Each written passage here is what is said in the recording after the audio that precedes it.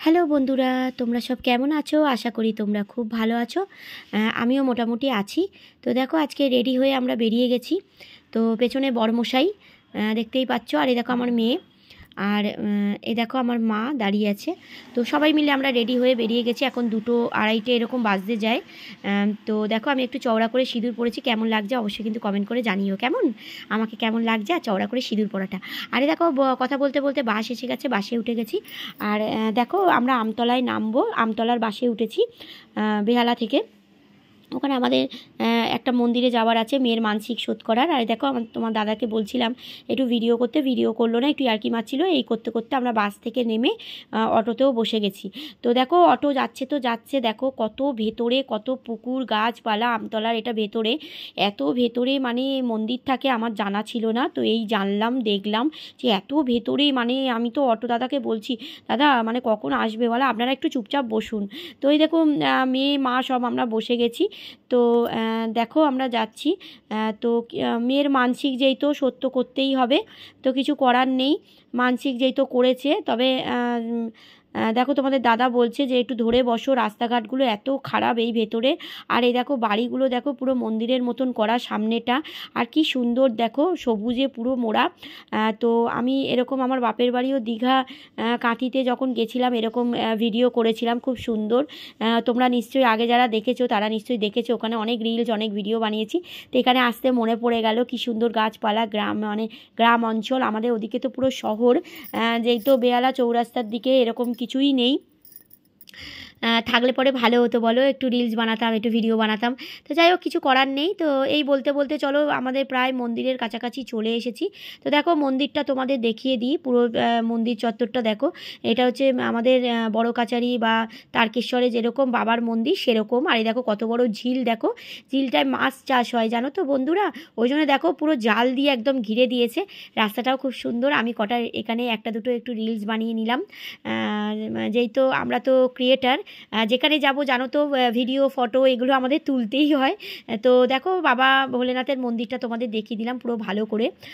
তো আমরা তো 2:30 এসেছি, না খেয়ে বেরিয়েছি যেহেতু মেয়ের মানসিকের পুজো দেবো বলে। তো খুব খিদেও পেয়ে গেছিলো। তো ঠাকুরমশাই বললো আপনারা এক কাজ করুন, 4টের সময় তো মন্দির খুলবে, আপনারা একটু চা খেয়ে নিন। আর ঝুড়ি ভাজা নিয়েছি, বিস্কিট নিয়েছি, এইসব নিয়েছি দেখো। তো বিস্কিট চা খেয়ে পুজো দেওয়া যায়, ঠাকুরমশাই বললো 4টে ছাড়া তো খোলে না। তো আপনাদের যে মানসিক করেছে সে কি জানে না? বললাম না, সে জানে না, সে না বুঝেই মানসিক করে দিয়েছে। যাই হোক কিছু করার নেই, আর মেয়ের জন্য মানসিক করেছে, দিতে তো হবেই। তো তো কী করবো আর, এখন 4টের সময় খুলবে, তারপর আমরা পুজো দেবো। তো নাও তোমরাও একটু ঝুড়ি ভাজা খাও। আমার মেয়েটাও কিছু খায়নি, মানে খুব কষ্ট সেদিন আমাদের গেছে।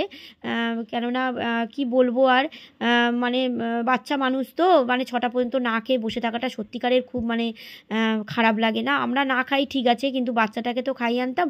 কিন্তু যেহেতু ওর মানসিক শোধ হবে বলে ওকেও কিছু খাওয়াইনি। তো দেখো আমার মাও বসে বসে খাচ্ছে, এই দেখো আমার মেয়েও দেখো বসে আছে।